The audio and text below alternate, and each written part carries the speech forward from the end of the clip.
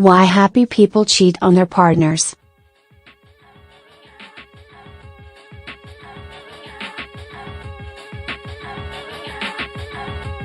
We have, as a species, have reached an unspoken agreement to speak about infidelity in terms of fault.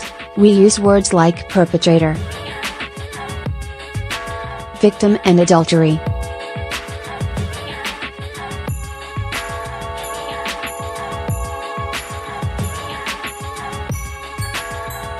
We assume that affairs happen when marriages fracture and love fails, but what if that isn't always the case?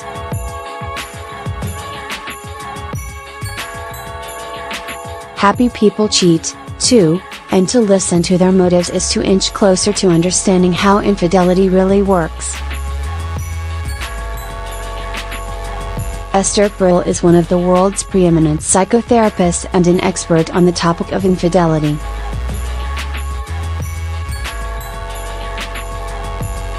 She has spent the past 3 decades seeing patients as a therapist.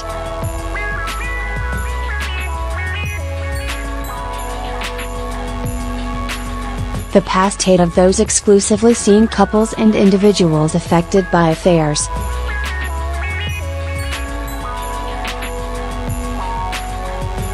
Her new book,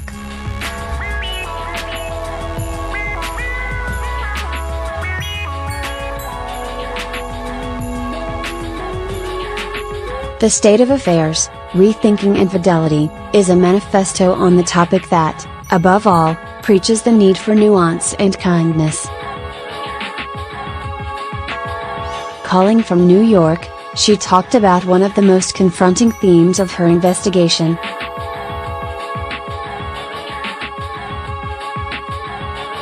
One of the most important findings of my research has been that even happy people cheat.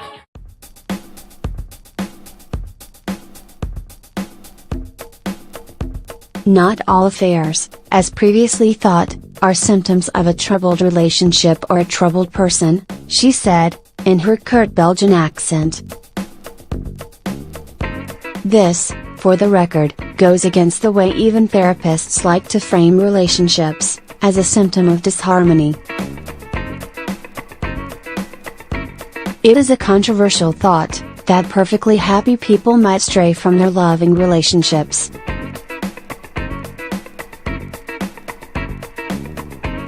I've had people say to me, I have an amazing partner and I am having an affair.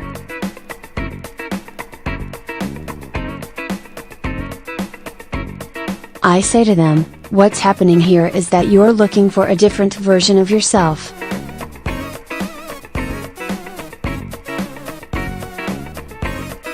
Perhaps it's about a sense of longing, a sense of loss, whether that's the loss of vitality or the loss of certain parts of yourself.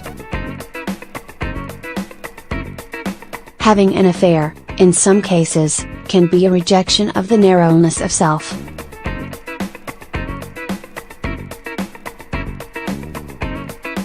This existential longing is very different to the sorts of reasons we're used to for people having an affair.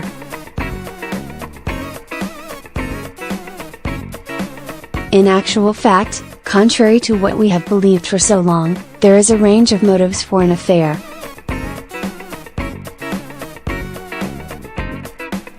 And that includes good people who break their own rules after years of monogamy and they don't know why they do it, but they do.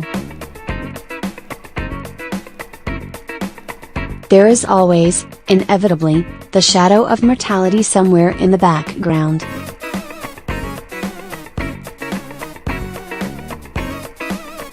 Leslie Mann's husband and the other woman was supposedly happy in his marriage, yet had affairs with 2 other women.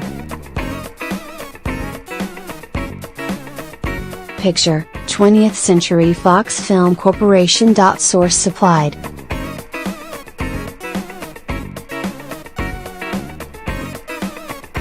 In her book, Perel tells the story of a woman who is utterly bemused by her own indiscretions.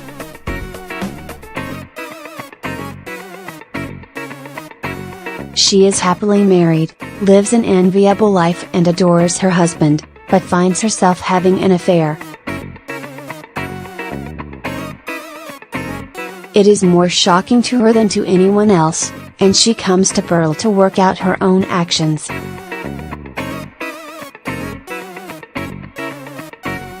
Pearl, a compassionate but brutally astute therapist, guides her with questions and suggestions.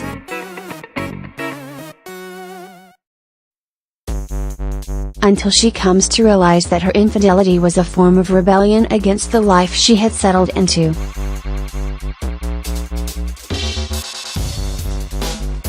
She had always been good, the good girl, the good daughter, the good wife.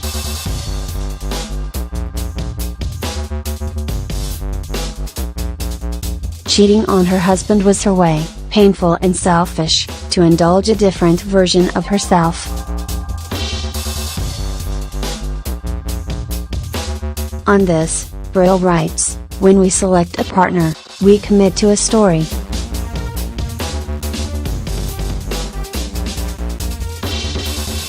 Yet we remain forever curious.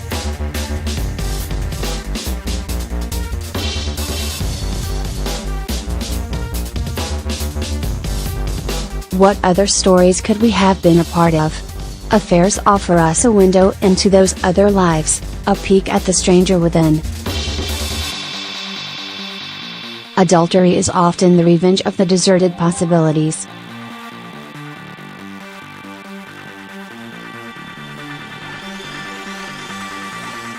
Every time she thinks she has heard all the reasons for having an affair,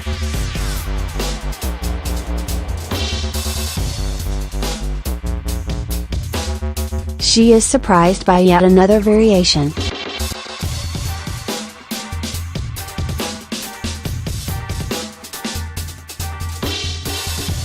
But through all her sessions with clients, the theme of exploration reappears.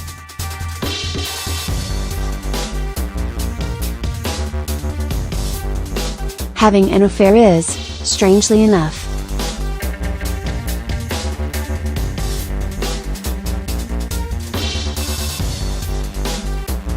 not always to do with the relationship from which a person is straying.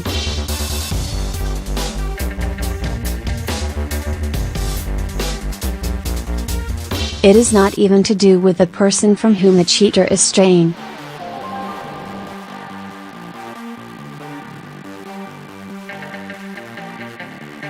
It is a deeply personal, perversely entitled venture in self-discovery.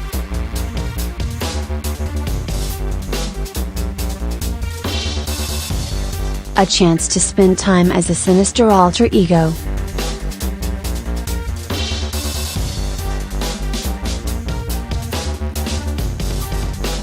None of this is to condone or encourage infidelity, oh no.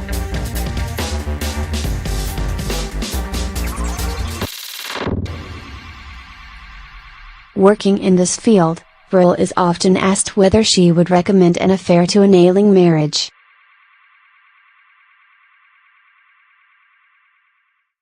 She said she would no sooner recommend an affair than endorse cancer.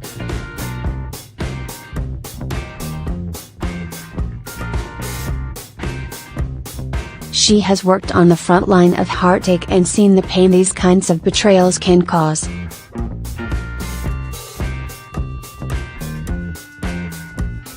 The fractures, the fissures, the damage they can do to people.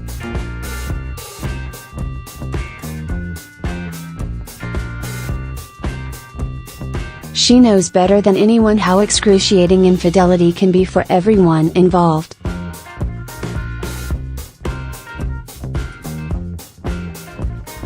Brill is far from an advocate for an affair, and she would never prescribe a little jaunt of self-discovery at the expense of a relationship or a heart.